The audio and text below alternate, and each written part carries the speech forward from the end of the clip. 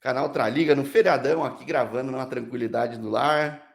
Falando com um cara também que tá de folga no Bahrein, Rafael Bispo, preparador físico do Al Ittihad. Seja bem-vindo.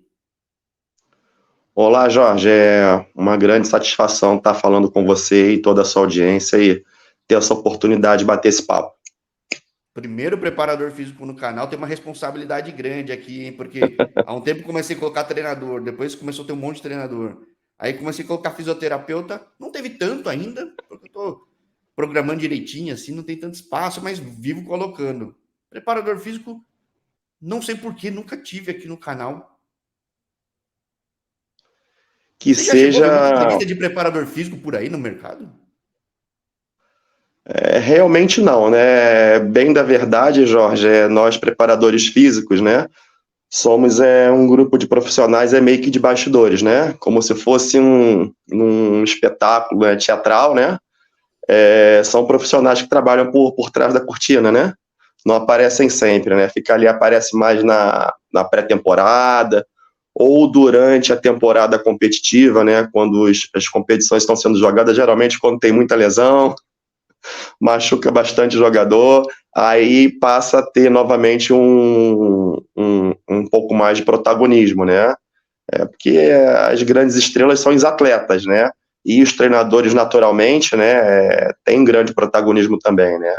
Mas os preparadores físicos ficam mais à parte, né? Um trabalho mais de bastidor. Agora, vamos lá. Eu falando com treinadores, eu vejo que a ideia do canal é muitas vezes quebrar paradigmas para coisa positiva, negativa, enfim, quebrá-los para dar visibilidade a muita coisa. Acho que existe uma imagem do treinador brasileiro pelo mercado, e aqui no canal eu acabo vendo que uma coisa que impacta muito é a certificação da CBF, restrição que às vezes não tem abertura nos outros mercados, o cara tem que ter um EFA, tem que ter isso, tem aquilo. Não é fácil. Qual é a realidade do preparador físico no Brasil? Porque todos são formados em esporte ou educação física, naturalmente. Tem certificação? Como é que é a realidade, pelo menos aqui no Brasil, em nível profissional? Perfeito, Jorge. Com relação à questão de certificação, né, para preparadores físicos, é uma situação, como é que eu posso te dizer, extremamente complexa, pelo menos no meu, vou falar por mim, né, eu não posso falar, ter ousadia de falar pela classe, né, eu vou estar falando por mim, né, o que ocorre? Assim como tem sido está acontecendo no futebol, né? Principalmente aquela questão pós, né? Pós 2014, né? Tá havendo não só de quem organiza o futebol, né? Mas quem vive futebol, né? Da própria mídia, enfim, um movimento buscando desenvolvimento, aperfeiçoamento do nosso futebol, né? Tem sido assim com relação, bem da verdade, não estou querendo ser político, né? Justiça seja feita, a CBF ela já tem procurado ter essa iniciativa de qualificação profissional, né, para os profissionais do futebol bem antes de 2014, né? Que eu me recorde aqui, os primeiros passos como se chama, né, CBF Academy, se eu não me engano, foram por volta de 2008, perdão, 2008, 2009, alguma coisa assim, né? Bem anterior, né? Mas, de qualquer maneira, o que ocorre com relação à questão do preparador físico? Vamos lá. Oficialmente, não há um sistema de licenciamento reconhecido para o preparador físico, né? Essa situação ela varia muito de confederação, né, para confederação, de país para país, né? Tem países que você tem acesso a cursos, mas esse curso formalmente ele não tem um nome de licença, não é? Em outros cursos já ocorre diferente, né? Essa situação varia muito de país para país, né? E um outro fator interessante que torna essa questão, ainda no caso específico, né, do preparador físico mais complexa é que em muitas praças, né, em muitos países, não se cobra como exigência para o preparador físico, Jorge, não tem se cobrado, não estou generalizando, tá? Mas em muitos locais, em muitas praças competitivas, com uma boa visibilidade, né? Não tem se cobrado uma licença específica, um curso para o preparador físico. Se cobra do preparador físico um curso de treinador, do mesmo jeito que se cobra para o próprio treinador. Então, por exemplo, Não é o um caso do dos Brasil, então, motivos... certo? O Brasil não precisa de nada, é isso? No Brasil, o que se espera do preparador físico, a primeira coisa é que ele tenha o curso superior de educação física, né? E o que eu tenho visto de alguns anos para cá, de coisa de 5, 6 anos para cá, é que está aumentando o movimento no exterior, e quando eu digo exterior, não estou generalizando, tá? Eu estou me atendo muito mais ao mercado asiático, né? Ao mercado na África, né? Eu já tive uma experiência na Europa, né? Há 2 anos atrás na Armênia, né? E falando mais da Ásia, por exemplo, em muitos locais já aconteceu de clubes, de profissionais do futebol, de intermediários, de agentes, né? Vulgo empresário, como se chama no Brasil, né? De estar pedindo um currículo, um material, né? E eles analisam e a primeira coisa que eles olham, coisa de 15, 20 minutos, volta lá a chamar pelo WhatsApp ou por mesmo uma ligação telefônica e pergunta: ô professor, ô fulano, pô, tô vendo o currículo aqui, legal, interessante, mas tem licença? Né? E essa licença, geralmente, quando se pergunta, não é de preparador físico, é de treinador.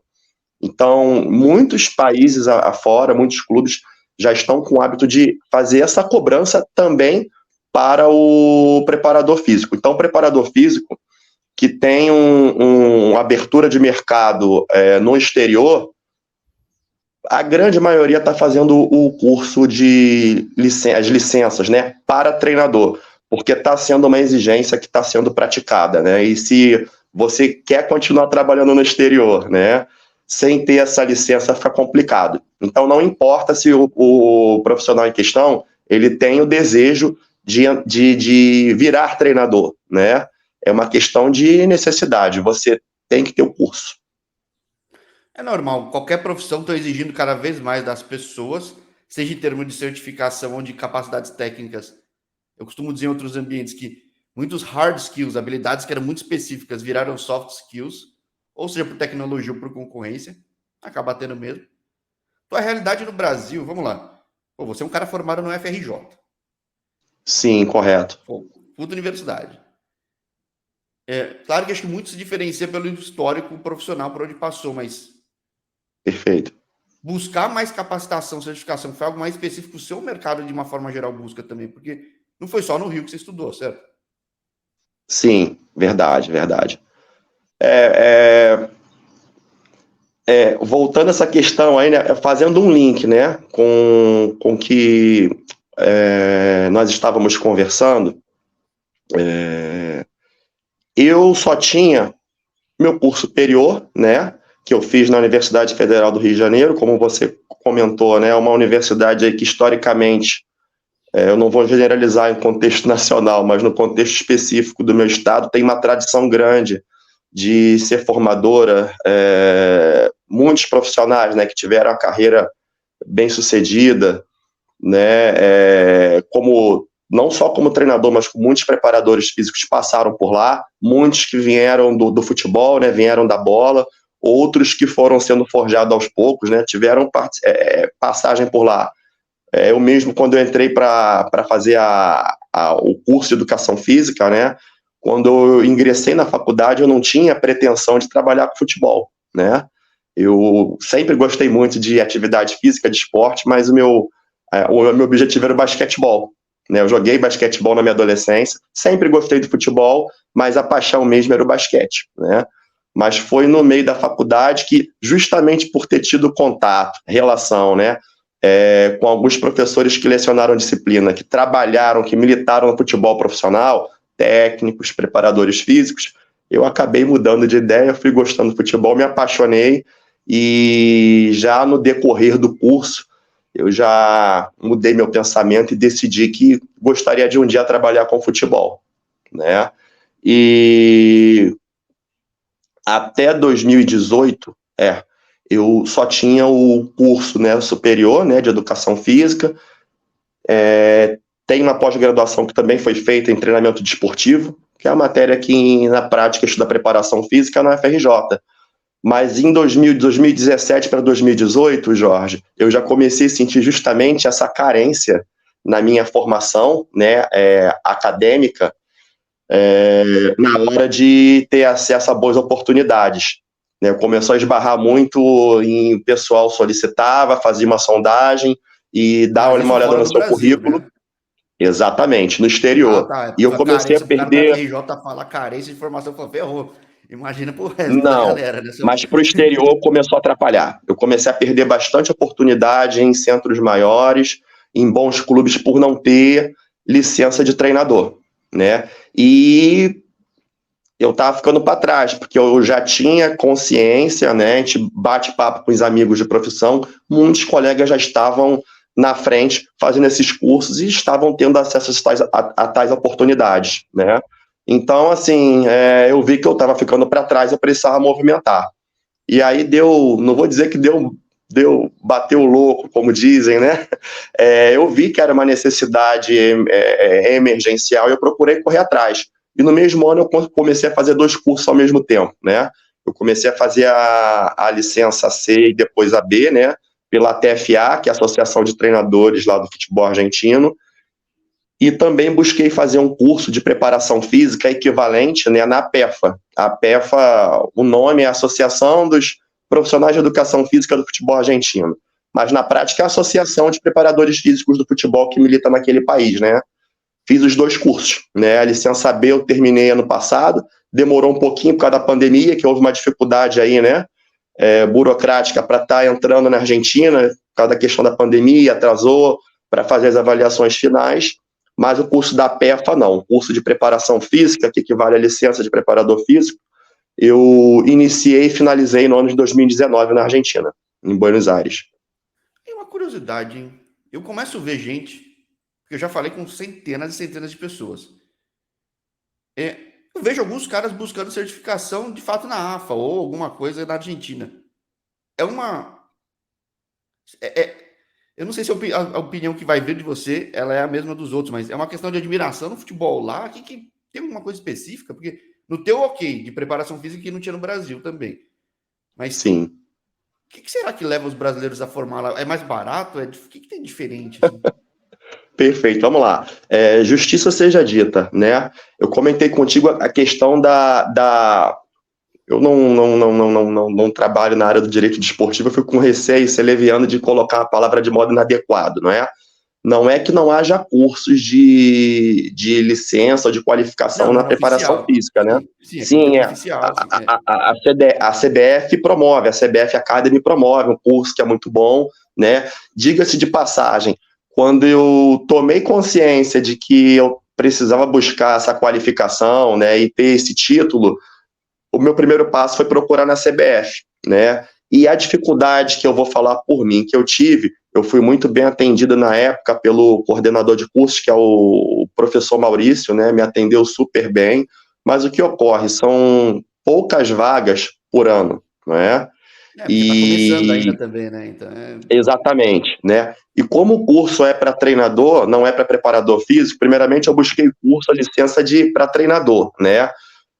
Aí já esbarra para uma necessidade de organização estrutural que vai muito além dos cursos por exemplo, da CBF, né? Da CBF Academy. Você precisa comprovar experiência, né? E o que ocorre? Eu, como profissional que milito em clubes de pequeno porte, você precisa comprovar experiência, né? E a grande maioria dos clubes que eu trabalhei no Brasil, por exemplo, eu não tive a oportunidade de estar assinando um contrato de trabalho, né? Então, pelo menos de mim foi exigido que eu tivesse comprovante de experiência. Aí você imagina eu ter que correr atrás aí de comprovante de experiência da declaração de clubes no qual eu trabalhei há 8, 10 anos, né? E não se admitia, por exemplo, que apresentasse o contrato de trabalho. Né? Por exemplo, eu trabalhei no exterior e tinha um contrato de trabalho, a cópia do contrato, né? E a cópia não... o que me foi passado é que essa cópia ela não era aceita. né? Eu precisava demonstrar uma declaração específica. E aí foi uma dificuldade Nossa. absurda. Ou Na consularizar o época, documento, tudo, né? Que é um puta rolo, tudo. na Né? Os época eu caras precisei, por demoram. exemplo, eu tinha acabado de vir do Irã, né? Foi minha segunda passagem no Irã, em 2017 para 18, isso. E o clube não me pagou tudo, não me pagou todo o meu contrato, né? Ficou um débito. E aí já gerou uma neura nos camaradas de achar que Opa, o que cara eu tá queria querendo buscar usar uma lá. É. declaração. Exatamente. Foi uma dificuldade muito grande. E nesse meio tempo, a gente batendo papo com os amigos, colegas de profissão, eu fiquei sabendo que para ingressar nos cursos da TFA, não havia essa exigência. Por quê? Porque na TFA você é obrigado a começar desde a licença C, não é? Já na CBF, eu não sei como é que está no presente momento, tá? Há alguns anos atrás, quando eu procurei tá buscando fazer esses cursos, né? Havia possibilidade de você isentado de começar da licença C, por exemplo, você poder começar na B ou até de repente começar na A, de acordo com o seu tempo de experiência, mediante Isso eu comprovação, não como foi sabia, é. colocado, né? E aí eu tive uma dificuldade burocrática muito grande, o tempo estava passando, como eu comentei contigo, na CBF o número de vagas não é alto, não é um número de vagas relativamente pequeno, não é verdade? Eu tendo muita dificuldade, precisando tomar uma decisão rápida, tomei conhecimento do curso da TFA, né? O início do curso ele é totalmente remoto. Durante do curso você passa a ter necessidade em Buenos Aires, né? Então, por você ser obrigado a começar a licença C, lá você não precisa inicialmente estar comprovando experiência, não é? Qualquer pessoa pode fazer o curso da a TFA inicialmente. Um advogado, um professor, um vendedor, um balconista, não importa. Por quê? Porque você é obrigado a começar desde o início, compreende? Opa, E tá me dando umas ideias aqui, mas. progressivamente, progressivamente você vai cumprindo lá os requisitos mais à frente, né? Já o curso da PEFA, eu fiquei sabendo de preparação física, eu fiquei sabendo com amigos de profissão também, trocando bastante ideia. Eu fiz uma pesquisa antes de começar o curso da TFA, descobri da PEFA, né? E descobri que era um curso a nível de América do Sul extremamente bem reputado, né? Muito bem reputado. E eu pensei, fazer o curso em outro país não é um país qualquer, a Argentina, né? É um país que tem a tradição de ser um país formador de profissionais, né? Eu sou brasileiro, a Sim. minha mentalidade, o meu DNA como preparador físico é de um profissional brasileiro, né? Eu pensei que talvez pudesse ser muito enriquecedor pegar um pouquinho do know-how de uma escola que, como a nossa brasileira, né, é uma meca, né, em termos de conhecimento, de histórico, de estilo de trabalho. Eu falei, cara, eu só tenho a ganhar. Eu vou tentar, né? Aí procurei ver como é que funcionava o curso. Tem um formato um pouco diferente, porque é um curso que, em teoria, ele é formado para atender o profissional local, né? Então não é organizado de modo como é feito em muitos países do mundo afora, que geralmente é um bloco único, ou 2 blocos, 3 blocos durante um período de tempo, justamente para você poder conciliar calendário, questão logística, né? Não, é um curso que é organizado em cinco períodos durante o ano. Então foi um sacrifício assim, homérico, né? Eu tive que ir 5 vezes em 2019 em Buenos Aires, né? 5 finais de semana prolongados para estar fazendo os conteúdos presenciais, as avaliações, né? Mas foi uma vivência assim fantástica. Aprendi muita coisa diferente, né? Foi uma experiência única, não só em questão assim profissional, mas como cultural também, né? Sim. Aqui eu sempre procuro brasileiro na Argentina, tem pouquíssimos, pouquíssimos de atleta. Imagino que comissão técnica nem deve ter nenhum, talvez na fronteira, olhe lá, não sei. Mas é curioso, porque a gente sabe que os caras são bons, jogam diferente da gente, mas são bons. Bom, são campeões do mundo. Né? Então, ninguém chega à toa. Mas Verdade. o que te surpreendeu, vai? A gente não tá falando tanto da carreira ainda, tá falando de formação, mas o que te surpreendeu depois da experiência de ter estudado lá, assim? Olha, tecnicamente falando, com relação aos saberes, aos conteúdos técnicos da minha área, que eu milito, que é a preparação física, né? não nos compete ficar entrando muito em detalhe aqui, né? Mas mesmo sem entrar em detalhe, eu achei muito interessante. E isso eu não tinha muita ideia e fui conhecer lá, né? O preparador físico brasileiro tem algumas características, como carro-chefe, né? Eu não vou dizer marca registrada, mas como alguns assim saberes em que o profissional brasileiro, eu digo tranquilamente, né? Me atrevo a dizer tranquilamente, tem algumas características, digo até a nível internacional, se comparar com um profissional de qualquer lugar do mundo, né? Inclusive europeu. O brasileiro tem a base de conhecimento em algumas áreas assim extremamente boa, né, rica, acima da média, né, diferente dos profissionais argentinos, que têm alguns pontos fortes em algumas áreas em que eles também têm, assim como a gente, também tem diferencial em outras áreas, né. Então, eu estar conhecendo essas características do trabalho deles, da mentalidade deles, foi muito boa, porque enriqueceu minha visão, né? Isso na parte técnica, né, do trabalho enquanto preparador físico, né? Agora, a questão cultural, e quando a gente pensa na questão cultural, o homem, o ser é um ser só, né? Não dá para você dividir, né, totalmente, né? Botar de um lado a parte cultural e a parte técnica do profissional, né? Foi uma experiência assim extremamente rica, né? Porque não estou generalizando, mas muitos de nós muitas vezes temos a visão muito estereotipada do argentino, né? E a Assim como ele convivência deve no ter dia a da gente dia, também, né? A maioria deve ter da gente também. a visão que É eu que eu acho que o tive lá, brasileiro, é que eu acho que o brasileiro, talvez até por idioma, a gente é isolado da América Latina. O pessoal não olha exatamente, tanto para os vizinhos, né? isso é um ponto, mas eu acho que o estereótipo é muito mais da nossa parte para a parte deles do que da parte que eles veem a gente, né? A visão assim, meio que no clichê, acho que é muito mais do que a gente pensa a respeito deles, né? A questão da rivalidade, sabe? Dessa brincadeira, no que eu vi da parte deles, fica muito mais na parte desportiva, sabe? Ele, pelo menos assim, eu fui a Buenos Aires, eu não fui para o interior, porque há a diferença, né? De Buenos Aires, como eles chamam o interior do país. Mas eles têm um carinho enorme por brasileiro, eles gostam demais do brasileiro. Quando vocês sabem que é brasileiro, foi a experiência que eu tive na PEFA, fazendo o curso, né? Ou mesmo na rua, no dia a dia, não é? Quando sabem que é brasileiro, eles rapidamente te olham do jeito diferente, querem bater papo. Se for um argentino que já teve a oportunidade, o privilégio de tirar férias, seja em Florianópolis, seja no Nordeste, seja no Rio de Janeiro, em Búzios, onde for, né? A primeira coisa que eles comentam, poxa, cara, já tirei férias no seu país, que foi a melhor férias que eu já tive na minha vida, e comentam, sabe? Então essa coisa assim da rivalidade, do revanchismo, fica, da parte deles, fica bem direcionada à parte esportiva, quando a bola rola, né? Porque fora disso, cara, são pessoas maravilhosas, tanto que eu fiz amizades lá, né?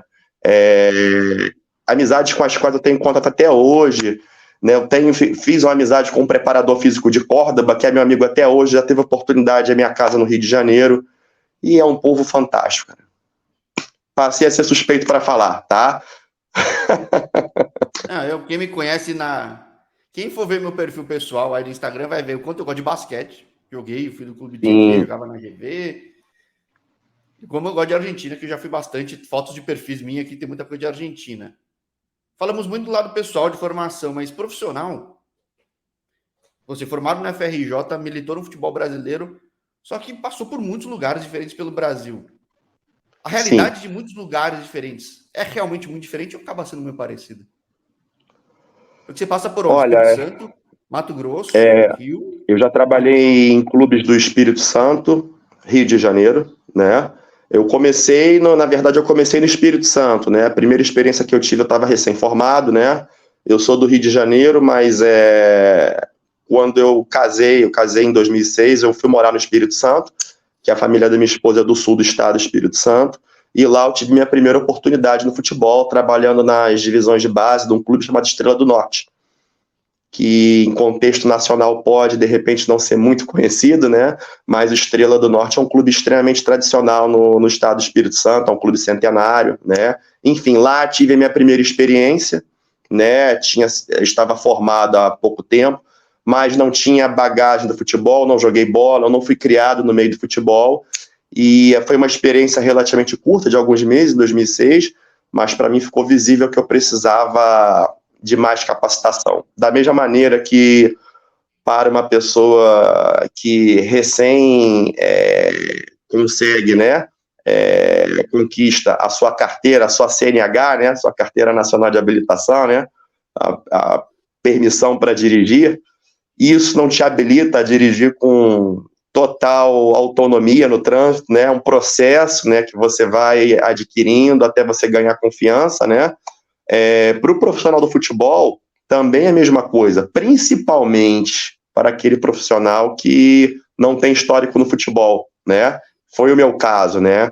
Então eu vi que eu podia ter um pouquinho de conhecimento dos livros, o conhecimento acadêmico, vindo de uma faculdade que tem um hábito, entre aspas, de ajudar, né, forjar, a formar profissionais que vão militar no futebol, mas o fato de não ter jogado bola, de não ter convivido no mundo do futebol, faz uma diferença enorme, né?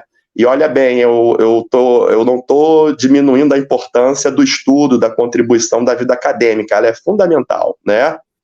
Mas a vivência do futebol, porque o futebol é um meio extremamente peculiar no modo que as relações de trabalho, as relações interpessoais, elas lidam, né? E eu vi que eu era muito carente disso, porque eu nada sabia a respeito do convívio dentro do futebol, né? Então, no ano seguinte, 2007, eu voltei para o Rio de Janeiro, procurei fazer uma pós-graduação, né, Lato Sensu, que eu fiz novamente na UFRJ, assim como a graduação. Busquei um estágio, na época eu fui estagiar na base do Madureira, qual eu estagiei quase um ano, e foi uma escola fantástica, maravilhosa. E em 2008 eu fui ter minha primeira oportunidade da categoria profissional, que foi num clube modesto, mas muito tradicional, né, do interior, que no momento o clube está ativo socialmente, né, disputa campeonatos amadores, mas o departamento de futebol profissional está fechado, né, há muitos anos, chamado Floresta, de Cambuci. Cambuci é uma cidade pequena, né, que fica no noroeste fluminense, ali entre Campos e Itaperuna, caminho para Itaperuna. Foi a minha primeira experiência. E de Entre a 2008... faculdade e o Espírito Santo, basicamente, né? Isso, e de Aliás, mais para o 2008 para Espírito cá, Santo, né? Jorge, de 2008 para cá, a única oportunidade que eu tive, que eu trabalhei fora da categoria profissional, desde o Floresta de Cambuci, foi o Madureira em 2014. Eu tive a passagem rápida na base do Madureira. Desde então foi só futebol profissional. Aí foi Rio, Espírito Santo, Minas Gerais. Já trabalhei em São Paulo numa oportunidade. Tive a oportunidade de jogar a Série A2, que é um campeonato para quem milita em clubes de porte menor e intermediário. É um campeonato extremamente atraente, né? Trabalhei várias vezes, já algumas vezes, no futebol mato-grossense, né? Sul mato-grossense, e no norte do país trabalhei no Amapá também, né? No Brasil. Rodou bem no Brasil, mas é muito diferente de um estado para o outro, uma realidade. Tem alguma peculiaridade de algum estado, ou no fim é mais parecido, assim? Porque Olha, é um quadro bem heterogêneo. Mesmo se você for pensar, por exemplo, lá em clubes de pequeno porte, né? De porte intermediário, né? Há uma diferença grande, não é? Enorme, diria, né? Mas ainda assim há alguns pontos que na grande maioria dos clubes, algumas dificuldades que são relativamente comuns. Alguns clubes vão ter mais, outros vão ter menos, né? É um quadro, acaba sendo, no final das contas, bem heterogêneo, né? Você pode estar militando num clube de investimento muito reduzido, mas com uma condição de trabalho, e numa outra condição ser bem superior ou ser bem aquém, né? agora, E aqui eu já quando é rodei que você bastante, né?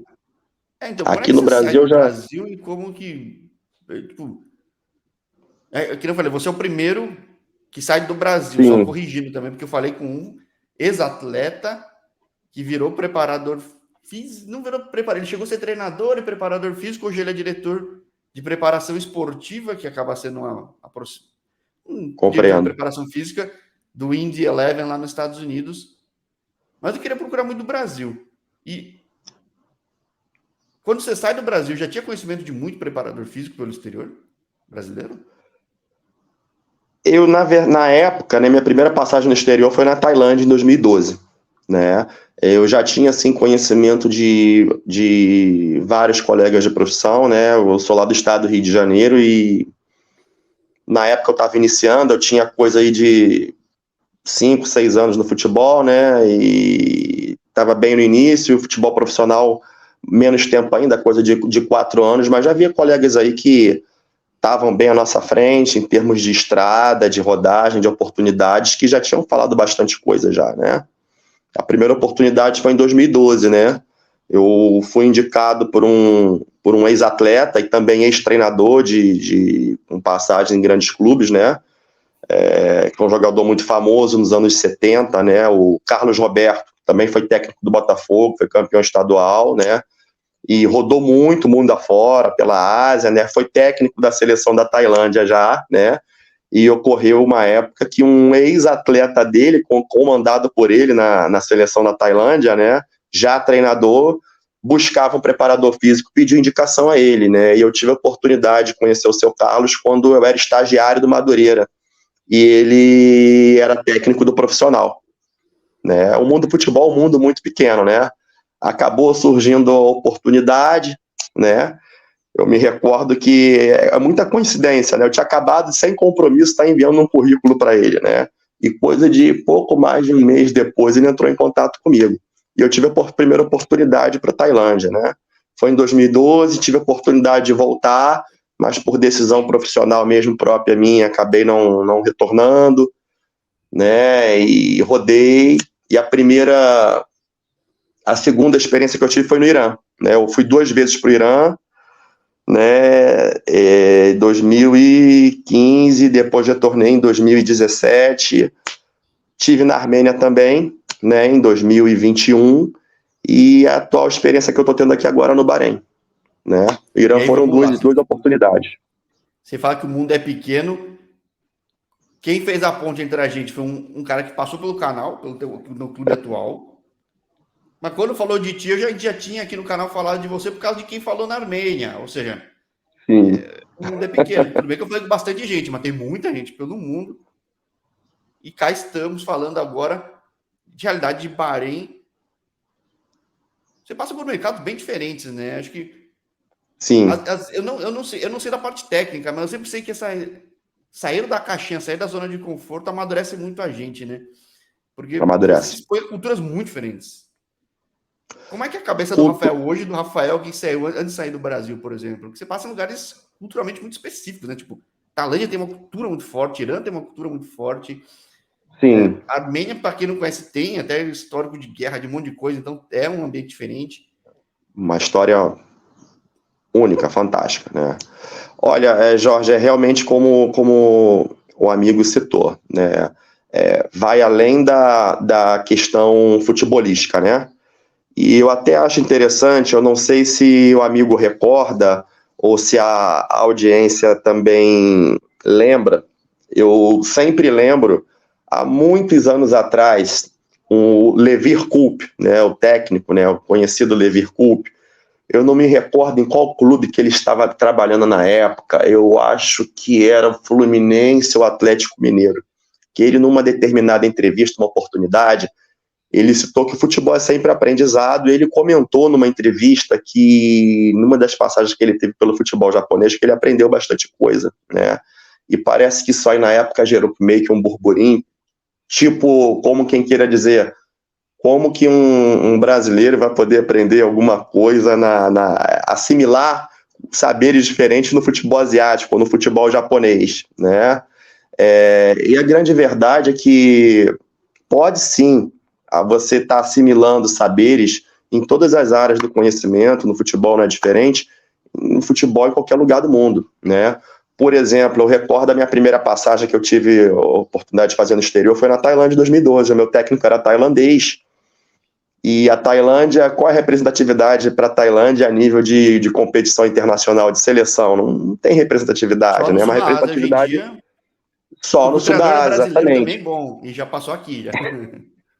Sim, sim, sim, né? O professor Mano, né? Mano, é. Isso, quando eu trabalhei lá, ele trabalhava lá. Tive a oportunidade de jogar contra ele, não conheço, mas joguei contra ele, né? Mas, enfim, a boa parte dos treinadores tailandeses naquela época, por uma questão cultural, eles tinham uma ligação em termos de influência, de conhecimento com o futebol inglês. E era comum muitos deles estudarem na Inglaterra, fazerem curso na Inglaterra, e muita coisa taticamente que eu já via no futebol, né, brasileiro, a nível de futebol mundial, eu passei a ver com mais profundidade na Tailândia. Então, assim como o grande Levir Coupe, um profissional renomado que dispensa comentários, né, falou que ele viu coisas interessantes quando ele trabalhou há muitos anos no futebol japonês, eu também posso dizer que vi muita coisa interessante no futebol tailandês em 2012, com o técnico tailandês. E não é só com o técnico com quem você trabalha. Quando você trabalha num país que tem vocação, tem tradição de estar trazendo profissionais de vários cantos do mundo, você acaba assimilando um pouquinho, observa um pouquinho, rumina futebol em cima do que você está vendo, em cima de várias escolas diferentes. É treinador espanhol, é treinador asiático, treinador brasileiro, argentino, né? Então, se o profissional tiver ligado nessas questões, acaba sendo uma oportunidade de vivência muito rica. E assim foi no futebol tailandês, foi no futebol do Irã, que foi uma experiência bem diferente, características diferentes do que foi na Tailândia. Né? O futebol tailandês é um futebol emergente, não para de crescer a cada ano. Né? Se você for olhar de hoje para 10 anos atrás, aí mais ou menos, 11 anos, quando foi a primeira experiência que eu tive lá, cresceu, desenvolveu demais. Né? No futebol do Irã, eu trabalhei tanto na Tailândia quanto no Irã, eu tive experiência com staffs técnicos, todos locais. Eu era o único estrangeiro na comissão. Né? E no Irã foram 2 oportunidades. Mas em termos de aprendizado foi fantástico. A Armênia também foi bastante legal. Né? Na Armênia, inicialmente, eu era o único estrangeiro, mas houve uma mudança na comissão. Né? Chegaram profissionais gregos do Chipre, né? Profissionais com uma vivência bem legal, com experiência de jogar Champions League, Europa League, jogar em competições aí por seleções nacionais. Agrega muito valor, muito valor. E enriquece a nossa visão, né? A nível profissional e também cultural. Bom, puxando dois ganchos, né? Uma do Levir que você falou. Tirando o Nelsinho Batista, é muito raro o treinador brasileiro durar muito no Japão. Existe uma cobrança grande, mas aqui é difícil jogar lá. E entrevista com jogador brasileiro, todos falam que a adaptação é difícil porque o japonês, o asiático treina muito forte, joga muito, dá 200% no gramado, só que o japonês não erra. O cara, ele tem uma máquina, né, de acertar passo. O que às vezes falta é criatividade, ousadia, mas o cara não erra. Então é um negócio que às vezes a adaptação é difícil. A outra coisa que você falou do Mano Pouquin. Exatamente. Ele mesmo falou nas entrevistas aqui que, poxa, ele jogou no Brasil, tudo no Sul, mas o estilo dele, ele aprendeu, ele incorporou muito do estilo dele quando ele passa na Alemanha, quando ele joga e se forma lá, né? Então a gente sempre acaba levando alguma coisa, né? Acho que não tem como. Né? Exatamente. Exatamente. A gente leva um pouquinho de cada local que a gente trabalha, né? Foi como eu falei para o amigo, foram experiências muito, muito interessantes, né? Muito, né? Na Tailândia, eu me recordo, por exemplo, né? Já era algo que era visível há muito tempo no nosso futebol, né? Mas eu acredito que tenha sido uma época, como é que eu posso dizer? Foge um pouco da minha parte, que é a preparação física, né? Mas eu lembro que foi algo muito interessante, porque uma coisa é você ver na TV, você estudar e você trocar ideia. Outra coisa é quando você vê dentro do campo, vê bem na sua frente, né? Se a gente for parar para puxar aí, futebol brasileiro, a coisa de mais de 10 anos atrás, até pela maneira, que as características do nosso futebol, acho que tem muita coisa que influi, e muitas vezes o profissional, por exemplo, da mídia ou fã, né, que vê o jogo, seja na TV ou no estádio, ele às vezes não compreende mas fala-se tanta coisa a respeito de intensidade, futebol, de velocidade, se traça comparativos com o futebol do restante do mundo, com o futebol europeu, né? Eu me recordo quando eu fui para a Tailândia, a velocidade do jogo, não é que o jogo não fosse intenso no Brasil, era, né? Mas a intensidade era diferente, a maneira como o jogo era jogado, né? E não é simplesmente para questão de cultura, ou porque se tem mais técnica, ou porque se joga mais devagar, muita coisa influi, né? Por exemplo, a gente pensar em gramado, que tipo de gramado a gente treina, que tipo de gramado a gente joga, o impacto que teve, por exemplo, nas grandes ligas do futebol brasileiro, numa Série B, principalmente numa Série A, depois Copa, jogar em campo de arena, um tipo de grama diferente, o cor de grama mais baixo, porque o tipo de piso que você joga, né, o corte ser baixo, o corte ser alto, influi muito, um gramado mais leve, mais pesado. Na Europa o gramado é sempre leve. Eu me lembro quando eu fui para a Tailândia olhar para o gramado, eu trabalhei numa equipe de primeira divisão, mas a equipe modesta. O gramado era batidinho, batidinho, né? Muito diferente do que a gente via na época, até mesmo em Série A do Brasil, né? Como que você vai ter um jogo com a mesma velocidade, por exemplo, que as pessoas veem na Europa, numa grande liga europeia, com um gramado mais pesado? Jogando a 30 graus de temperatura, até muito mais do que isso, como é a característica do nosso país, né?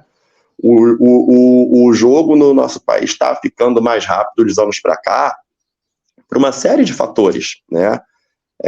Eu acho que é um clichê aí muito... a gente respeita a opinião de todo mundo, mas um clichê muito pobre achar que foi por uma coisa ou outra, ou achar que os treinadores acordaram de uns anos para cá, por causa de 2014, essa coisa toda, sabe? Não, é uma questão muito complexa. O problema não vejo o problema como um problema de capacitação dos profissionais, né? No caso Eu dos vejo esse treinadores. problema de piso nos Estados Unidos, né? Porque todo jogo é um piso muito diferente.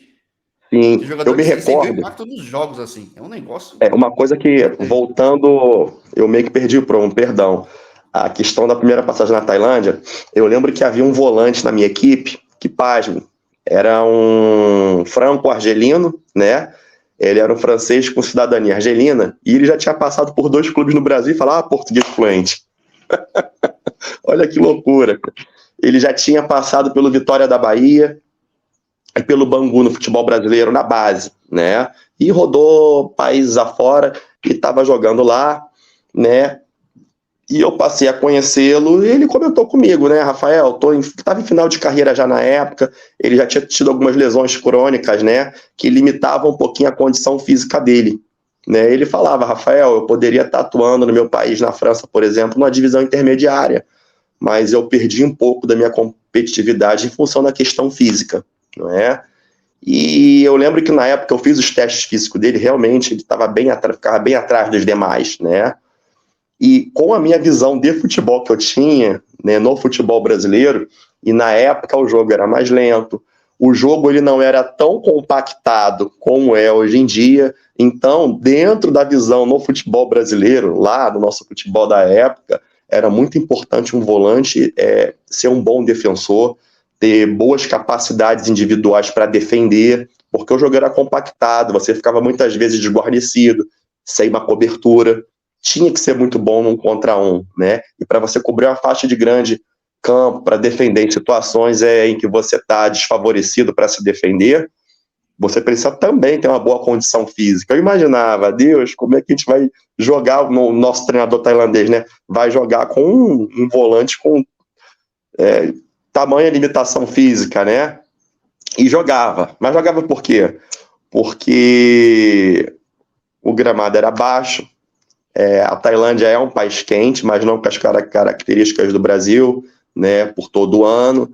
E influência da escola inglesa, porque, como eu falei, o treinador buscava se capacitar na Inglaterra, né, então o time jogava extremamente compactado.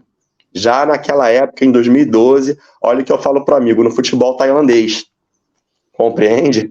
Então, sim, era possível você ver um atleta com aquelas características estar jogando. Como a gente abre o leque, aí a gente olha para outros locais, mundo afora, o pessoal pensa muito no futebol europeu, por exemplo, via vários jogadores europeus jogando que não tinham características de serem jogadores extremamente intensos para defender num contra um, não é? mas conseguiam jogar futebol. Por quê? Porque é compactado, né? Um futebol compactado, todo time corre bastante, mas a cooperação dos jogadores para poder fechar a linha, enfim, uma série de coisas táticas, né, ponto de vista individual e coletivo, ajuda muito e permite ao jogador, muitas vezes, com determinadas características, estar sim produzindo, performando em alto nível, né? E era o caso desse atleta. E foi uma visão que eu tive no futebol da Tailândia. Agora, qual que é a visão que você tem no futebol iraniano? Que eu falei com poucos caras lá. Eu falei com gente que Sim, passou no Sepahan, falei sendo com um jogador que tá no Tractor Saz, e aí que depois que a gente entrevistou o cara ganha no Sepahan, né? Olha só que muito pequeno. legal, E uma coisa que eu vejo que sai pouco gol, né, no Irã. O jogo é muito perfeito. compactado. O que, que tem de lá? De onde vem o futebol do Irã? Tem alguma inspiração própria ou já é tanto tempo que já jogam que já tem uma característica meio própria, eu diria assim? Perfeito. Olha só, eu não posso dizer por toda a Ásia, porque eu não trabalhei por toda a Ásia, né? A gente ouve falar muitas coisas a respeito de colegas que têm experiência em outros centros, né? E eu também, logicamente, conheço colegas que foram para vários países diferentes, dos quais eu não tive ainda a oportunidade de estar trabalhando, não é? Mas você citou, por exemplo, o Japão, Coreia, uma escola. Se você for lá para baixo da Ásia, por exemplo, a Tailândia, a mentalidade cultural, né, e a prática do futebol é totalmente diferente, né? E se você for mais para o Oriente Médio, muda mais ainda. E se você for no contexto do Oriente Médio, há uma realidade específica do futebol para cada país, né? Eu não trabalhei na Arábia Saudita, né? Mas eu sei que a realidade é uma. Se você for para outros países como o Bahrein, como o Kuwait, por exemplo, Oman, é uma realidade diferente. E a experiência que eu tenho no Oriente Médio é no Irã. E é totalmente diferente. Diria assim que talvez se assimila um pouquinho com a Arábia Saudita, né? Assimila. Eu não posso dizer com total segurança, porque a gente conversa muito, troca muita ideia com colegas que conhecem um local, que trabalham, militam, já militaram lá, mas eu não conheço, né? Mas o futebol no Irã, em muitos aspectos, é muito parecido com o Brasil. Primeiro que é paixão nacional, né? Não é só paixão, é... a principal vocação do iraniano é o futebol, né? É uma liga. O Irã sofre muito com cada questão, não vou entrar no mérito da questão sociopolítica, né? Não é o nosso objeto aqui, nem é meu intento, né? Mas sofre muito por essa questão aí de embargos, de acabar sendo um país um pouco fechado, porque as pessoas acabam não tendo uma visão, até mesmo da sociedade iraniana, que não vem ao caso, mas também do futebol, né? É um futebol muito interessante. Eu posso assegurar para você que, em termos dos principais centros asiáticos, o Irã tranquilamente aí tem uma das principais ligas. A diferença que eu acho que o futebol iraniano acaba saindo perdendo um pouco para os principais centros, para uma liga saudita, para uma superliga chinesa, para o campeonato sul-coreano, que é um campeonato fortíssimo, por exemplo, né, para os principais centros, é que a capacidade de investimento é muito menor, né?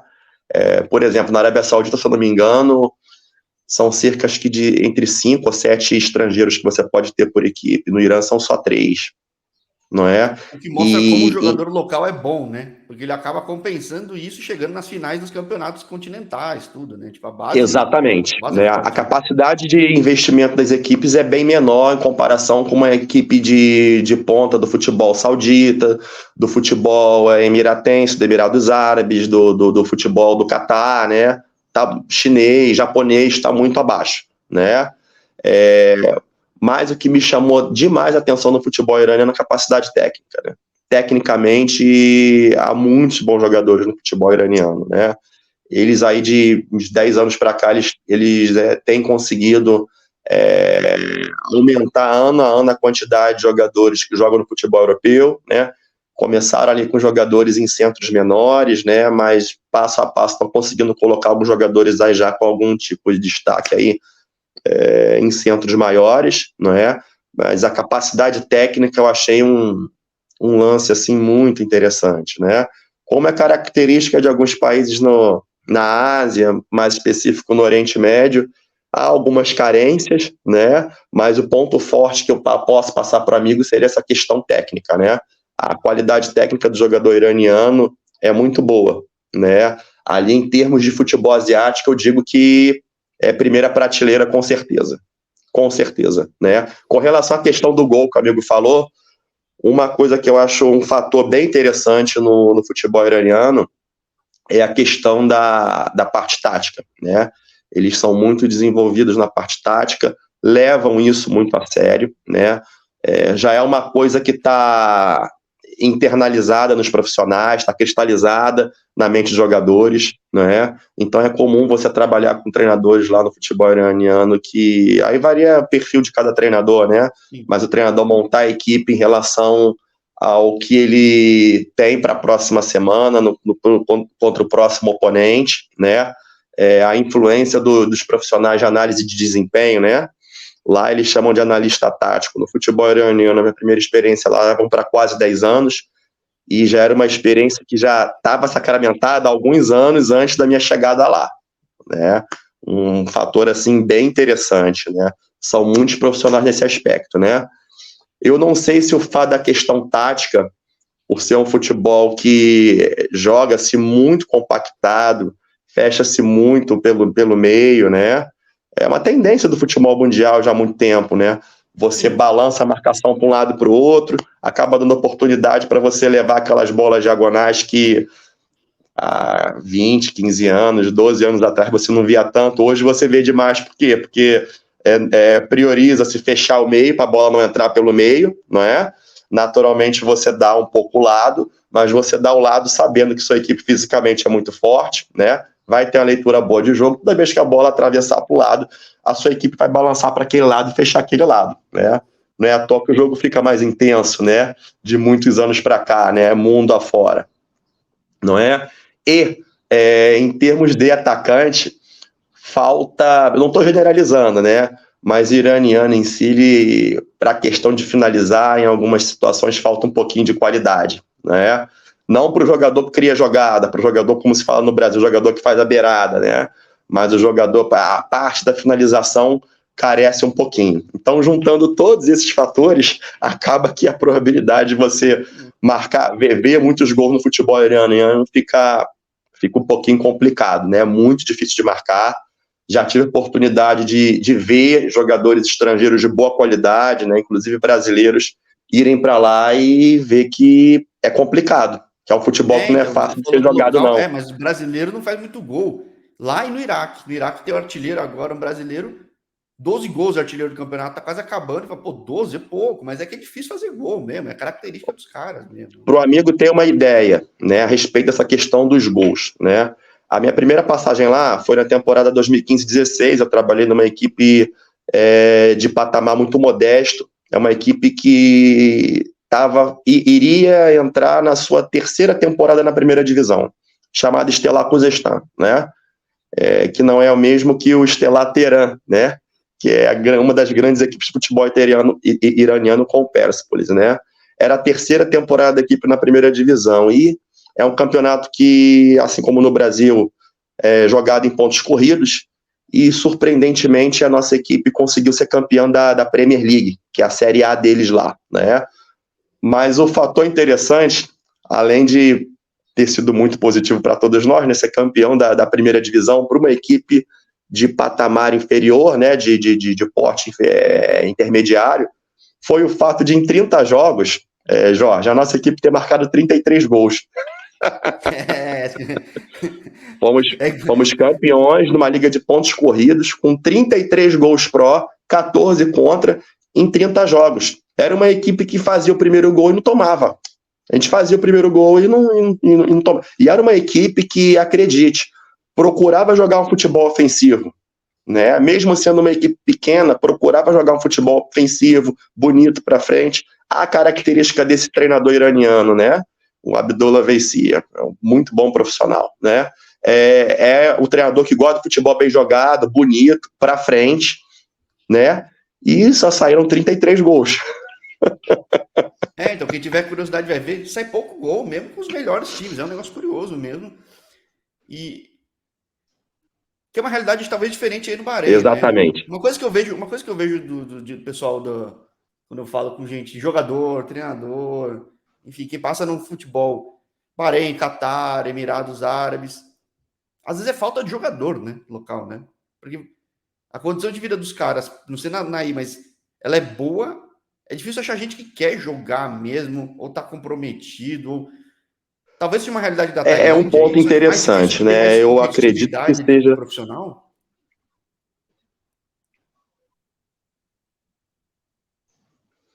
Rafael? Olha, não, é diferente, né? É uma realidade que é bem diferente. Na Tailândia, né, como a gente tem conversou alguns minutos atrás, é um futebol que está crescendo ano a ano, né? E é um futebol que hoje em dia eu posso dizer para você já há alguns anos, já há uns bons anos, que já é um futebol totalmente profissional, né? E há uma heterogeneidade muito grande nas ligas pela Ásia, né? E o amigo está citando o Bahrein é um país que se enquadra nesse ponto aí. Por quê? O futebol do Bahrein, né, ele tem status de profissional, não é? Mas não são todos jogadores que têm uma relação profissional, né, com o clube. De que maneira? Há alguns jogadores em cada equipe que eles trabalham, né? Então você tem os profissionais estrangeiros, né? Tem os profissionais barenes da sua equipe, né? Que são países que vivem só do futebol, mas também há profissionais dentro da sua equipe, né? Atletas, né? Que eles têm uma vida dupla, né? Eles estudam, ou trabalham, estudam e também jogam futebol, né? Essa realidade não é a realidade que é só do futebol do Bahrein, né? No Kuwait, assim, Oman, assim, né? Eu não sei exatamente como é que está essa situação aí no futebol do Catar, por exemplo, não sei dizer. Se eu estiver me arriscando a falar uma coisa que eu posso ser leviano, falar alguma coisa aí que não traduz o real momento da conjuntura do futebol local, né? Na Arábia Saudita não é assim, né? Já é totalmente profissional, o pessoal vive só disso, né? No futebol iraniano é a mesma coisa, né? No futebol iraniano é a mesma coisa. É como no Brasil, né? É a oportunidade que o indivíduo tem de ter uma vida melhor, seja para o jogador, seja para o membro de comissão técnica, o preparador físico, o treinador, todos os profissionais, né?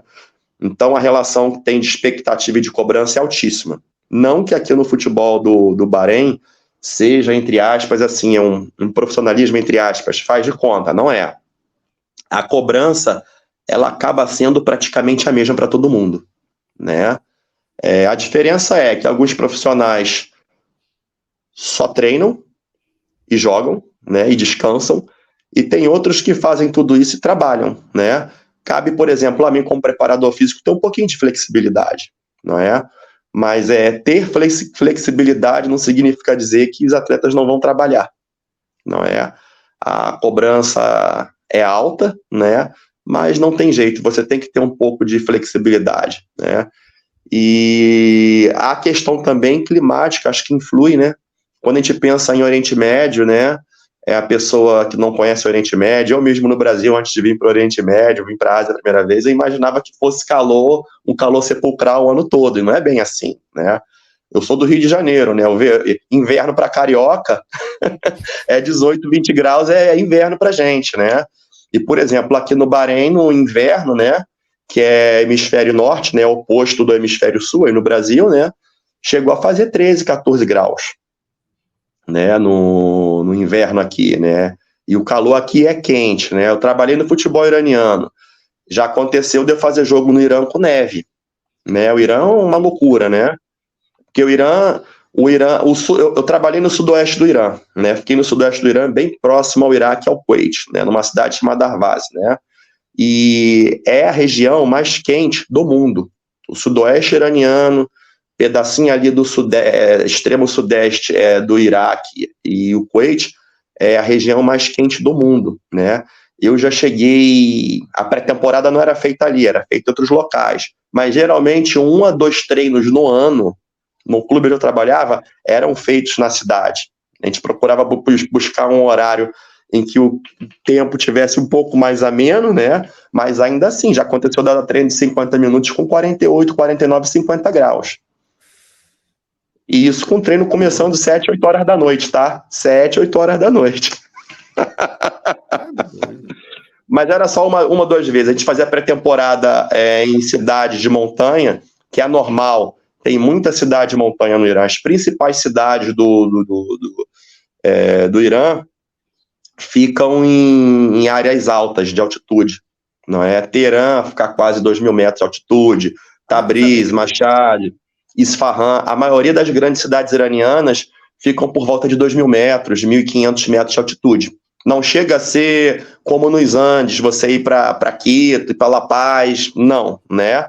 Mas é um clima muito mais ameno. Então, no verão iraniano, você andando aí menos de 1.000 quilômetros, 800 quilômetros, você sai de uma cidade onde durante o dia faz 55 graus e você pode ir para uma cidade que 7 horas da manhã, no verão, vai estar fazendo 13 graus, 14 graus. Isso no verão, porque tem cidade no inverno no Irã que neva. Acontece às vezes no jogo ser adiado por nevasca, né? Não é comum, mas também não é totalmente raro. Isso é um fenômeno que ocorre mais para o norte do país, né? Lá no extremo norte do país neva, né? Já joguei com temperatura de -2, -1. As cidades do norte do Irã são, né, Teherã, né, que fica no centro-norte, né? Para o lado do leste, né, mais para o lado do extremo oriente, tem Mashhad, né? E para o noroeste, uma cidade importante, que tem um clube que você citou que é tradicionalíssimo no futebol iraniano, que é o Tractor, né? Fica em Tabriz, né? Que fica aí meio que no caminho para o Azerbaijão, para a Turquia, né? Mais para aquele lado ali, né? O inverno lá montanha, né? Tem umas montanhonas lá, o inverno é rigoroso. O inverno lá é rigoroso, né? Você joga lá, já joguei lá abaixo de 0, né? Já aconteceu de jogo lá com neve, né? Ou do jogo ser adiado de um dia para o outro porque a neve estava muito pesada, não é? Não era a realidade onde eu trabalhava. Eu trabalhava ali no sudoeste para amigo ver. Eu lembro que o primeiro jogo em casa que eu fiz em 2000 na minha primeira temporada lá foi 2015, né? O jogo começou 7 horas da noite. Chuta a temperatura. 7 horas da noite. Tava escurecendo, era verão, né? Demora mais a escurecer, 47 graus. Eu ia chutar quarentinha. Né? 47 graus quando iniciou o jogo, às 7. O jogo terminou perto das 9 da noite, logicamente, né? E a temperatura, quando o jogo estava encerrando, estava por volta de 44, 45 graus. Escuro. Já estava escuro, tinha anoitecido. Mas estava ali, 44, 43, 45 graus. E eu lembro que nesse final de jogo, nessa partida, aconteceu um fato inusitado, né? Teve uma tempestade de areia nos últimos minutos. E a gente estava ganhando da principal equipe do país, que é a atual pentacampeã, que é o Persepolis, né? E nós estávamos ganhando por 2-1 e sendo pressionados, né? Amassados no final do jogo, e o juiz não quis parar o jogo, né? Mesmo com a tempestade de areia, né? E eu lembro que o gol que a gente tomou... Pra você estava estranho, para eles era normal já, entendeu? Sim, mas era contra o Persepolis, né? Eles não podiam, o árbitro não podia parar o jogo, né? Com o Persepolis em campo, faltando poucos minutos, né? E eu lembro que o gol que a gente tomou, o nosso goleiro, que por sinal era um goleiro brasileiro, o Fernando, que é do Rio de Janeiro, né? Que tem uma trajetória fantástica lá, né? O Fernando, ele acabou tomando um gol porque ele perdeu simplesmente o senso de colocação, porque não dá para ver nada praticamente dentro da área, né?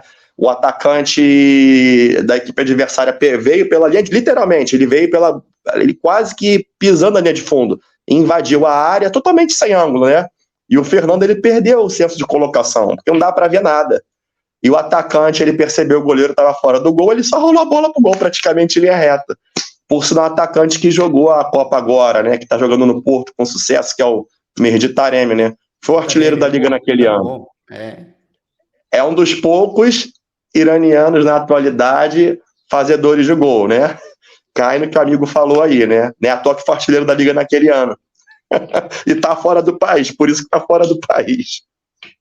Curioso, hein? Porque você já viveu tantas realidades diferentes que acho que muitas vezes o cara que é de bastidor de bola, ele jogou e começa a carreira depois de jogar. Você, como começou cedo, já tem uma carreira longa, né?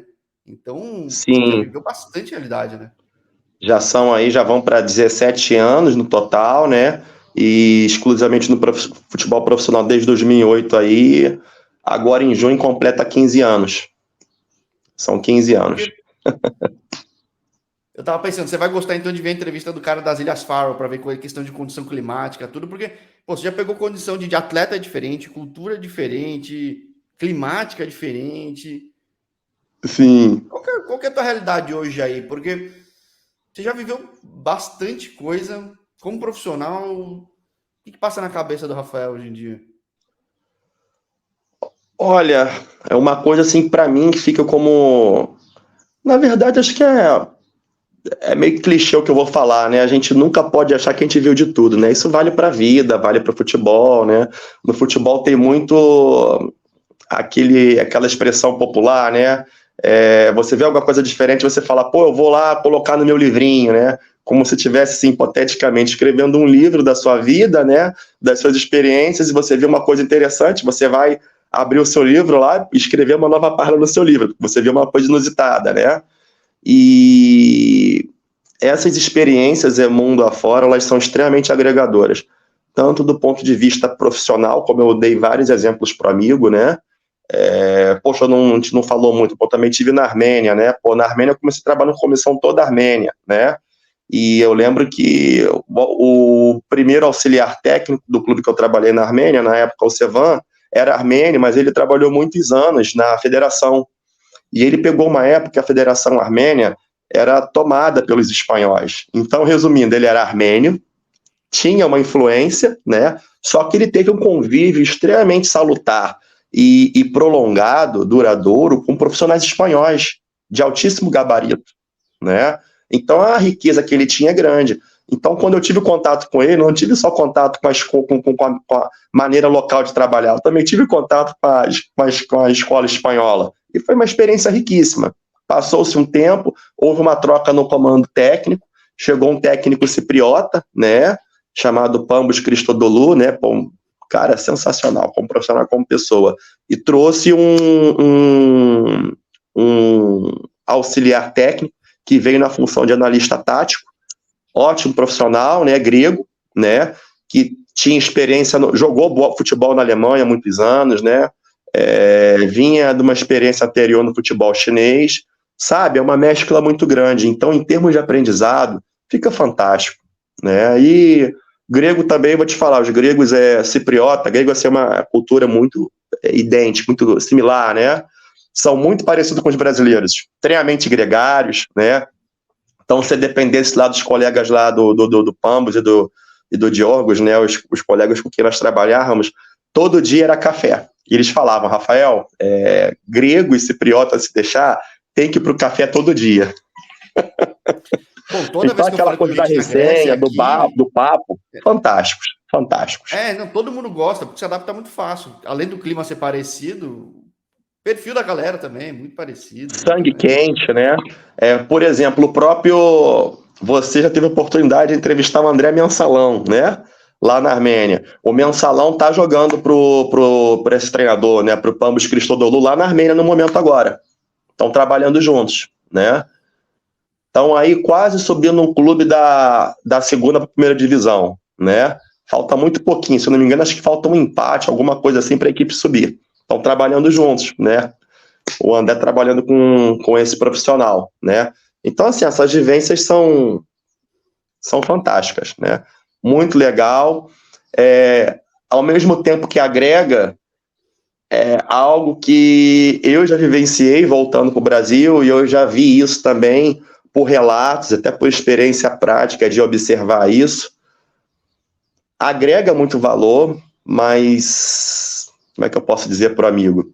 A gente sempre tem que ter cuidado quando volta para o nosso país, porque não só quando volta para o nosso país, dependendo para onde a gente vai.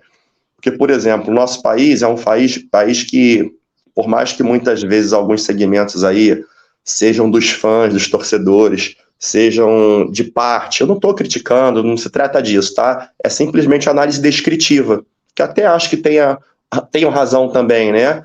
Que a parte da imprensa também questiona, critica, procura exortar, né, para que haja capacitação dos profissionais, mais estudo, que mude algumas concepções, enfim, não estou julgando se está certo ou errado, como eu falei para o amigo, é só uma análise descritiva, né?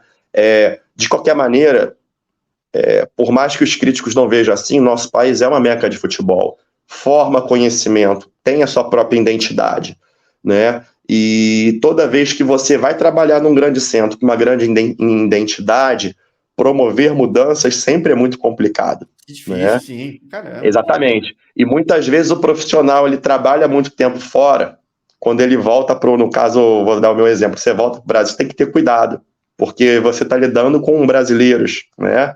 E não é só lidar com a questão cultural, é a questão específica de metodologia, de maneira de trabalhar, né? A gente tem que fazer o que é melhor, lógico, sempre. Mas a gente está vendo muito treinador estrangeiro chegando no Brasil de uns anos para cá, e eu acho que isso é uma questão natural, porque a partir do momento em que o fluxo de investimento ele aumenta, o leque vai ampliar. Você vai buscar situações diferentes, não é? Então é natural. Mas o que ocorre?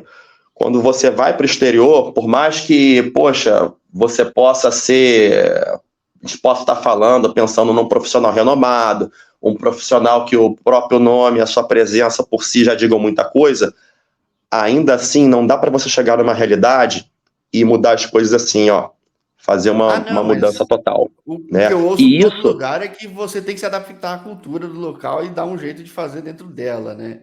O difícil é que, na verdade, você como exatamente. preparador, você vai para fazer a mudança, porque você não, é um pouco diferente no teu caso.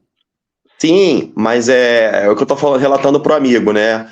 Já aconteceu de eu ver isso no trabalho de alguns amigos, a gente, às vezes, trocar ideia com colegas de profissão, ou mesmo nas oportunidades que eu tive de voltar, em que o que é bom para uma realidade não é necessariamente bom para outra, Hum. né?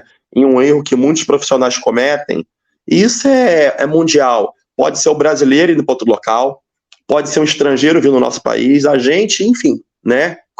Em qualquer realidade, né? A gente tem que ter muito equilíbrio, porque você pode sim chegar com o seu saber, com a sua escola, sua metodologia de trabalho, agregar valor, pode sim ser necessário fazer mudanças, e mudanças que impactam na realidade daquele local, daquele clube onde você está chegando, mas você tem que pesar, né? Às vezes você tem aí, ó, 5 pontos que você julga ser interessante para mudar. Você não vai poder chegar e mudar 5 de uma vez só. Você Ah, tem não, 5, não é. 1 ou 2 você não vai abrir mão mesmo e você vai mudar. 1 ou 2 você vai cozinhar a situação ali para aos poucos, né? Didaticamente, progressivamente, você tentando fazer uma mudança.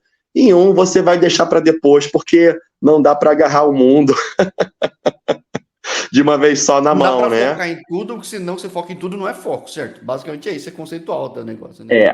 E isso aí, para mim, no meu ponto de vista, eu não quero jamais ser leviano, mas me coloco na situação de estrangeiro. Porque já fui para o exterior, já acertei, também já errei muito. É normal. Muitas vezes o profissional, quando ele vai para o estrangeiro, ele peca nisso aí, né? Sim. E mesmo quando você tá indo para um local onde a tradição de se trazer profissionais estrangeiros, se conviver e aceitar, receber, acolher profissionais com metodologias diferentes, ainda assim, nem sempre é simples você chegar com uma maneira de trabalhar diferente. É a maneira de trabalhar diferente, é a maneira de lidar com o ser humano que é diferente, né? E muitos profissionais, muitas vezes, mesmo profissionais do mais alto gabarito, né, incorrem nesse erro, não é?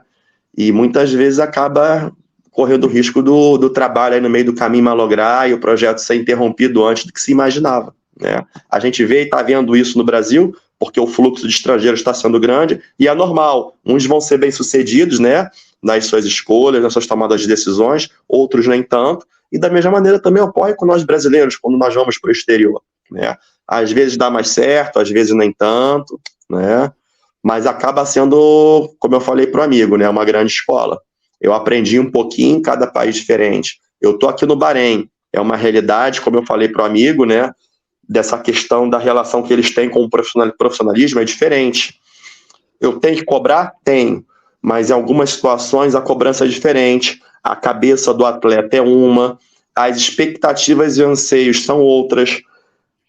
Uma coisa que é muito interessante, mas pouco se fala, eu vejo isso muito aí também no nosso futebol brasileiro, na maneira como é que a mídia repercute. Mas você sai de uma sociedade, de um país para outro país, eu posso falar uma coisa para você, Jorge, que vai soar como uma piada, uma brincadeira amistosa, num outro país vai ser algo diferente, no outro país pode soar como uma ofensa. Eu tenho uma história curiosa. Eu estava uma vez indo pro. Eu não lembro se estava indo nos Estados Unidos ou estava indo para o Canadá, mas eu passei pelo Texas. E tinha Sim, uma placa lá, Brazilians No Jokes. Eu falei, caramba, o brasileiro gosta de fazer piada, tudo, e às vezes o cara leva literalmente, o negócio é um perigo. Então, só que pra gente é normal, cara. Quando eu vi, eu falei, caramba, bicho. Né? Então, eu falei, putz, é complicado, né, cara? Mas aquele é. negócio, você vai pegando com o tempo, né? Não tem como. Há um tempo atrás eu estava conversando com um treinador aqui da minha equipe, né? Ele é barenita, ele é barene, perdão, né? Ele é local, né? E em alguns momentos ocorre não só comigo, mas tem 2 atletas brasileiros aqui na equipe, né? Que a maneira, por exemplo, que o brasileiro tem de extravasar suas emoções, o latino, eu estou falando não só do latino, mas mais especificamente nós brasileiros, é muito diferente. Nós somos muito viscerais para poder demonstrar o que nós sentimos. Nem sempre por meio de palavras, ou você vai gritar, ou enfim, ou se vai esbravejar, mas muitas vezes a linguagem corporal é diferente. E não são todos os povos do mundo afora que têm essa relação, sabe? Com a maneira de viver, de sentir uma sensação, um pensamento e de extravasar. Porque você não extravasa só o que você pensa quando você esbraveja, quando você fala alto, ou simplesmente quando você tem um bate-papo normal, racional, tranquilo, e você contextualiza alguma ideia para um colega de trabalho. Você também tem na linguagem corporal, na maneira que você fala, na maneira que você se relaciona, não é? E isso, muitas vezes, causa alguns ruídos de comunicação, né? Que são normais na vida de um estrangeiro. Isso seja um profissional do futebol, seja um alto executivo do mundo corporativo, um professor, um motorista, em qualquer área. Vão haver ruídos, vão fazer parte, né? O que o profissional estrangeiro, já que a gente está falando do mundo do futebol, ele tem que ter cuidado é saber o limite, não é? É um aprendizado. Geralmente, quando um clube contrata um estrangeiro, ele contrata sabendo que o camarada, em alguns momentos, ele pode deslizar um pouquinho, pode perder um pouquinho a mão na maneira de cobrar, na maneira de lidar, na maneira como reage às situações de desgaste, tem que ter tomada de decisão rápida, sob pressão, né? Faz parte. Mas ao mesmo tempo que há essa flexibilidade, não é? O profissional também tem que ficar bem alerta, ser muito observador para aprender rápido como que as pessoas no dia a dia reagem às diferentes situações do cotidiano, para estar tentando incorporar isso, trazer algum legado positivo para você plantar a sementinha legal ali para o teu trabalho, até mesmo para o clube, em maneira da questão da relação com o profissionalismo, ou com o que você acredita de saberes específicos, de parte técnica, tática, física, de conscientizar o profissional, né? Mas está fazendo equilíbrio, né? Porque os profissionais locais têm que o conhecimento tem que chegar da maneira que seja possível absorver. Não adianta você pegar e virar da cabeça para baixo, porque a partir do momento que o profissional ele perde identificação com o teu discurso, a coisa se perde. Aí é aquela coisa que a gente vê muitas vezes que parece que a sintonia entre profissional e comissão técnica, treinador e jogadores parece que se perde. É do mesmo jeito no escritório. Se você for para o escritório, as pessoas pensam muito no futebol. Poxa, mas os jogadores não estão correndo para o treinador. Não costuma ser bem assim, né? Pensa, por exemplo, no escritório, numa grande empresa. Se você tem um patrão, um chefe lá de departamento, de escritório carismático, ele arrebanha as pessoas em volta dele. Ele faz todo mundo, entre aspas, correr por ele. Agora você imagina você ter um treinador um chefe de departamento, não estou julgando quem está certo e quem está errado, mas que tem uma maneira muito diferente de trabalhar seu escritório, sua repartição lá, entrega ótimos resultados há anos, trabalhando de um jeito. Chega um outro profissional, com outra maneira, com outros valores, com outra filosofia, e faz muitas mudanças. Muitas vezes não é questão de vaidade, de ego. Os profissionais estão acostumados a fazer as coisas de uma maneira, pensar de uma maneira, e vem alguém que pensa muito diferente. Não é que você vai trabalhar com má vontade. você vai querer derrubar o trabalho de alguém, mas muitas vezes perde aquele brilho no olhar, que é diferente. Você vai tentar cumprir a ordem do seu superior, do seu colega de trabalho, fazendo o seu melhor. Mas quando você faz com alegria, com brilho no olhar, é diferente.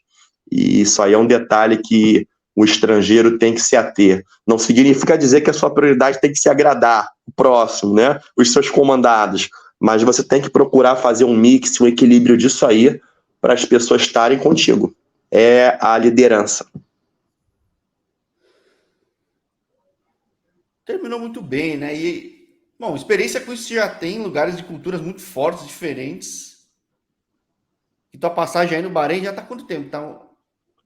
Quanto tempo tá Tá no Bahrein? completando a primeira temporada, né? Eu cheguei no meio do ano passado, aqui no Oriente Médio, né? Costuma se praticar aí, né? O calendário futebolístico, né? Como se faz na Europa, né? Começa-se no meio do ano e termina-se no meio do ano, né? Eu vim no meio do ano passado, e o campeonato terminou no próximo mês. Tem aí mais 3 semanas de competição. Essa época que eu vou atrás de um monte de gente, difícil que os caras saem de férias, depois tem pré-temporada, mas vou tentar achar todo mundo, que muita coisa acontece. Vocês estão aí no finalzinho de É, temporada, aí vendo se dá para subir ou não, enfim, que é complicado. Mas só posso desejar muita boa sorte, seja aí outro lugar pelo mundo, porque acho que o mercado maior é o mundo mesmo, né, Rafael? Não é tanto o Brasil, né? sim, né? Mas como o homem, ser humano, está sempre em evolução, né? Então, eu particularmente, eu também tenho pretensões e anseios, né, no mercado nacional, né?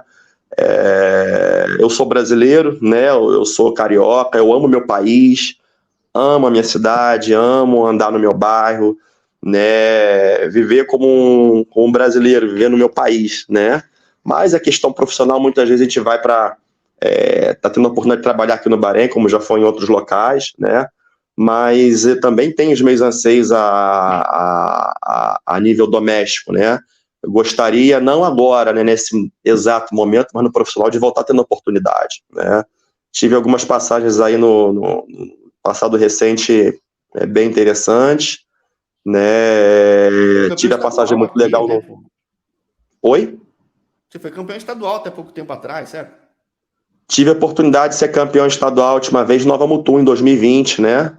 Um projeto muito legal, é uma realidade de clube de menor investimento, né? Como nós conversamos, né? Você puxou, né, lá no início do nosso bate-papo, né?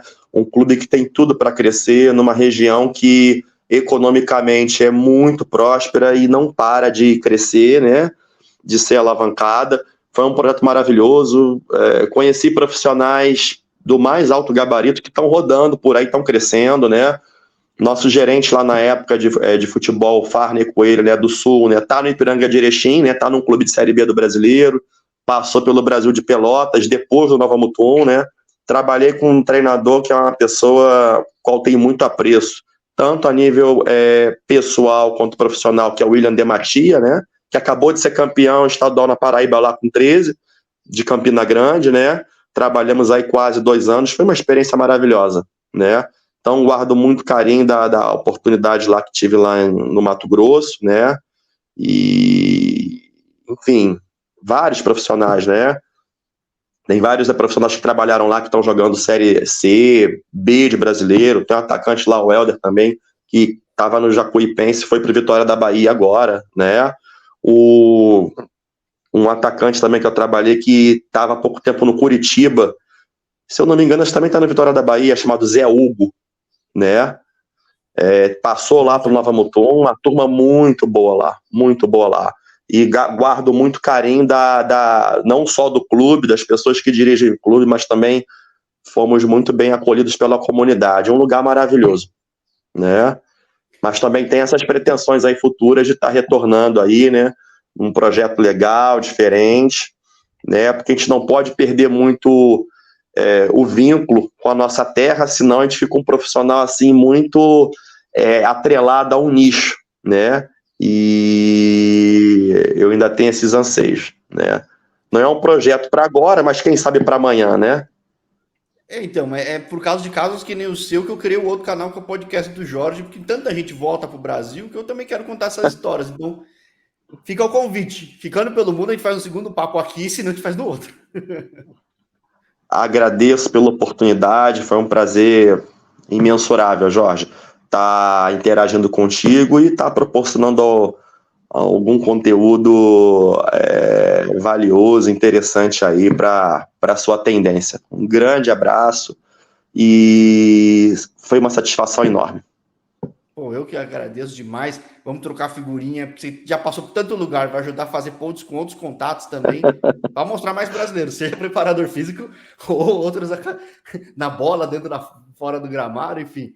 Vai continuar mantendo o canal, dando visibilidade para os brasileiros pelo mundo, né, cara? Sim, sim. Sempre às ordens, meu amigo. Sempre às ordens. Pô, então aproveita que hoje é dia de folga, estou tomando teu tempo, mas só posso dizer que foi uma satisfação enorme bater esse papo contigo, hein, Rafael? Recíproco, meu amigo. Um forte abraço para você e para todos que estão nos assistindo. Abraço para ti também. Até a próxima, então. Tchau, tchau.